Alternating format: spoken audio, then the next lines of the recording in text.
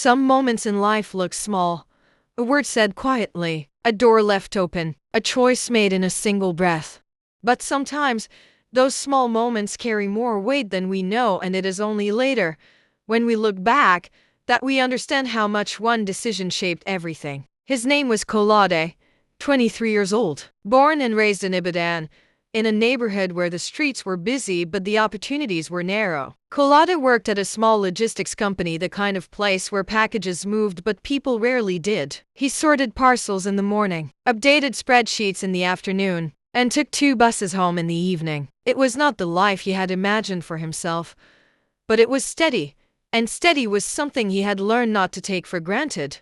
He shared a 2-bedroom flat with his younger sister, Temi, who was preparing for her university entrance exams. Their mother was an Osogbo, calling every Sunday, asking if they had eaten, if they were well, if God was still keeping them. Kolade always said yes to all 3 questions. Life was not difficult, but it was not easy either. And somewhere in the middle of that ordinary life, a moment arrived, the kind that changes things quietly, without announcing itself. It started with his colleague, Dami. Dami was charming in the way that some people are, the kind of person who always seemed to know something you did not, who always had a plan forming just behind his eyes. One Thursday afternoon, as they were closing up the warehouse, Dami pulled Kolade aside.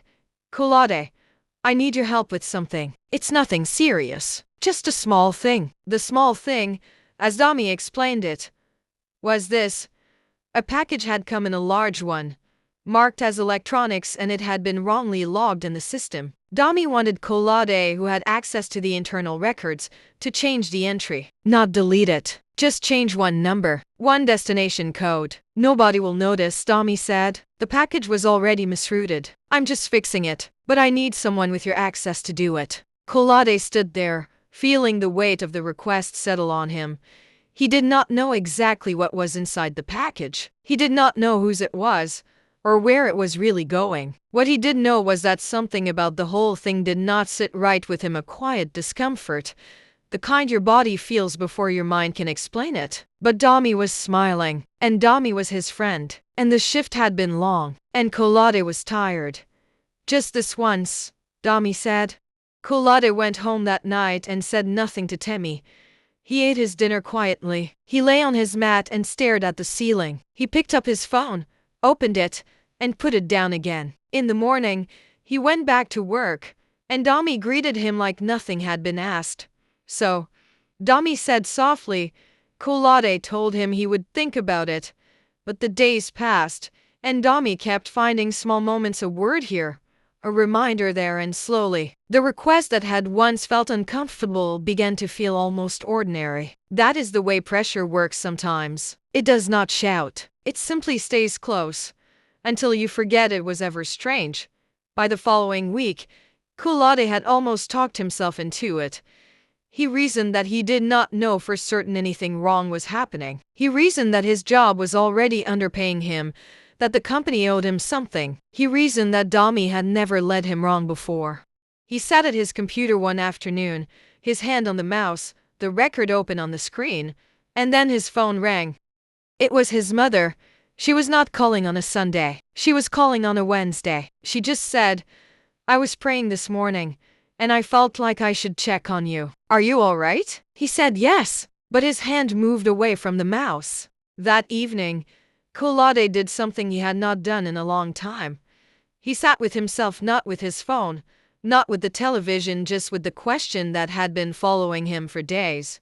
Who are you becoming? Not what would happen if he was caught, not whether he would lose his job, but simply who are you becoming? He thought about his mother, who had raised him and Temi alone after their father left, who had never taken anything that was not hers, even when it would have been easier to. He thought about Temi, sitting at a wooden desk in their small flat, studying by lamplight, believing that honest effort would take her somewhere. He thought about the version of himself that had first arrived in Ibadan, hopeful and clean-handed, wanting to build something real.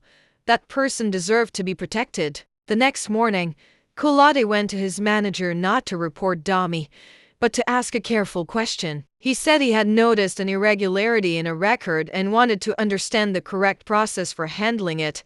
The manager paused, then asked him to show her. What followed was an internal review. It turned out the package was part of a larger scheme, goods being rerouted and resold, a pattern that had been happening quietly for months. Dami was not the only one involved, but he had been the one trying to bring Kolade in. Kolade did not get a reward. He did not become a hero. Dami was let go, and for a while, the atmosphere at work was uncomfortable and strange. But Kolade kept his job, and more than that, he kept himself. 3 months later, his manager called him into her office.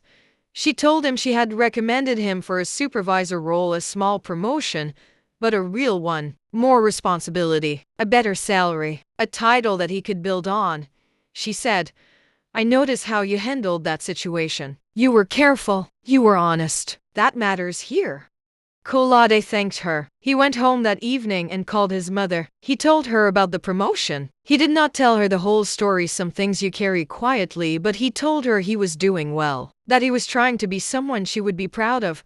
She said, "You already are." Temi, who was sitting nearby pretending not to listen, gave him a small smile. That night, for the first time in weeks, he slept without the ceiling staring back at him. There is a version of this story where Kolade changed that record.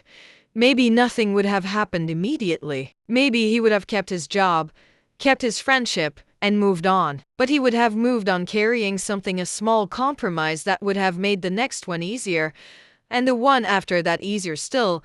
Integrity is not always tested in big, dramatic moments. Most of the time, it is tested quietly in an empty room, with no one watching, when it would be very easy to just do the small wrong thing. Kolade's choice was not loud. He did not stand on a table and declare his values. He simply moved his hand away from the mouse, sat with himself, and chose who he wanted to be.